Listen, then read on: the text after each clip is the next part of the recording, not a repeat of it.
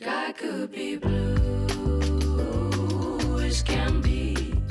Grass could be. Hey, it's Nudia from Nudia in the Afternoons here at Pitchfork with KAINA. We are backstage, as you could tell, at Pitchfork. How are you doing? Good. It's a sweaty day. It's humid. It's very humid Chicago day, but we're out here, you know?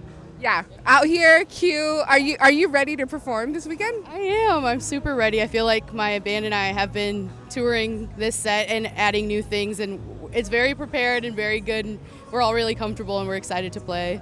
Now, is this your first time performing at Pitchfork? Yes, this is my first time solo. In previous years, I've played with Namdi and with Lala Lala, and this is my first time. I was supposed to play in 2020, and then pandemic happened, so I'm glad to be back. Well, congratulations, and you're performing a few times this weekend, right? Yes, so actually tomorrow, Saturday, I'm performing at Talia Hall for the first time. I'm opening up for this band Camp Cope. It's a Pitchfork after show, and then Sunday I'll play here at Pitchfork. So it's a busy weekend for you. How's it feel? Booked and busy? Does it feel good? Booked and busy. I feel good. I feel excited. It's easy when it's in my hometown, so I'm just like, I get to go home and cuddle with my cats after this, you know? I was actually going to say, I always like to start with an icebreaker. And I remember you saying that the one con to traveling is that you miss your cats. Absolutely. It's really hard. I feel like my cats saved my mental health during the pandemic because it forces you to take care of something else besides yourself. So it's nice having all this craziness this weekend because I get to go home and relax after. So I know, it's just right down the street. You don't have to get on a plane or a bus. And plus, do your friends and family, is it easier for them to come out when you do a show like this at home? Oh, absolutely. Luckily, a lot of the people that I work with on a, music wavelength are also my best friends. So all of my best friends are going to be here this weekend. And I'm going to put them to work a little bit, and then we're going to have a lot of fun. But yeah, it's much easier to get everyone in and have so much fun together. Speaking of putting them to work, I think our audience last saw you, and I mean a lot of people last saw you. I think when I checked the video, over 160,000 people watched your NPR Tiny Desk concert from South by Southwest, and you put so many of your people on in there, right? Absolutely. I feel that's my favorite thing to do is just book all my best friends who happen to be so good at their jobs too, but also continue to push forward Chicago music. Like Kara Jackson, Namdi Sen, and I have been working on her debut album, so it's important to me to keep bringing people because that's how I came up in Chicago too.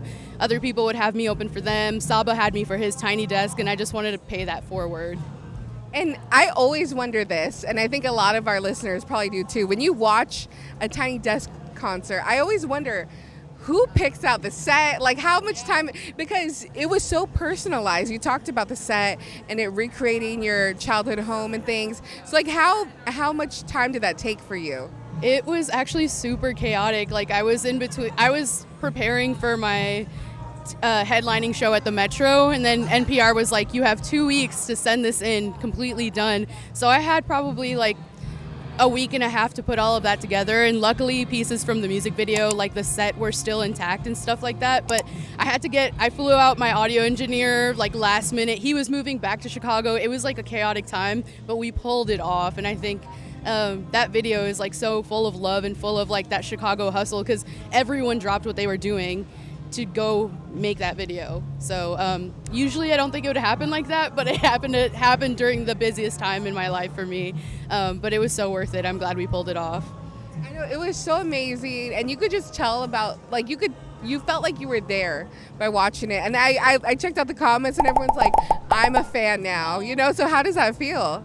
It feels amazing, and I try to put in effort into everything I do, and down to the little details, because I feel like the details are where it matters. I called my mom up and I was like, can you make some arepas for the table, because I wanted to present that for people. I asked everyone in my band to bring a charm that means something to them to put on the desk, and so it goes down that deep. I really want everyone to be a part of it and to have a piece of them in it, and it goes down to those details, and I'm glad that sometimes I feel like I overly go too hard, but then when I see it come out and when I see people's reactions, I'm like, that was worth it. That effort was worth it.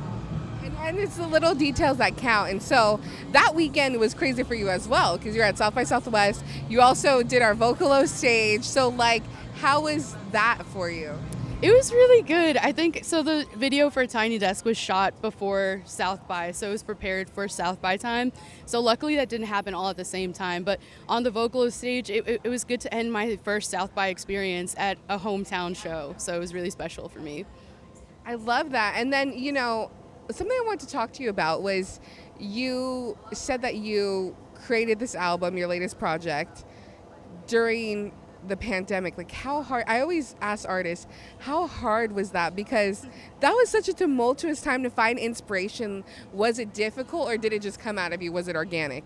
It was super, super difficult. Probably like the most difficult it has ever been for me to make music.